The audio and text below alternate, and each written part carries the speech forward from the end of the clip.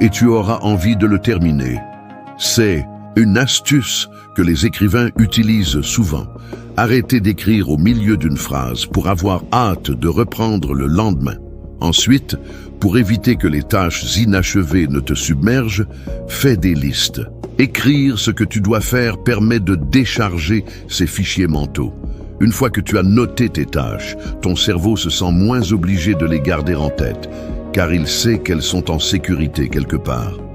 Essaie de prioriser et de découper les gros projets en petites étapes. Terminer ces mini-tâches te donne des petites victoires qui réduisent la tension mentale et te donnent un sentiment de progrès.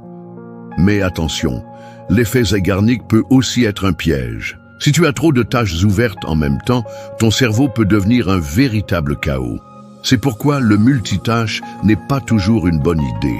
Concentre-toi sur une chose à la fois, et si tu dois t'arrêter, note où tu en es pour que ton cerveau puisse mettre en pause, sans stress.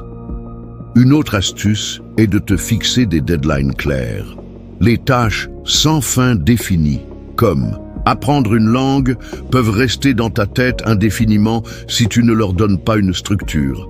L'effet Zeigarnik ne se limite pas au travail. Il joue aussi un rôle dans tes relations et tes émotions.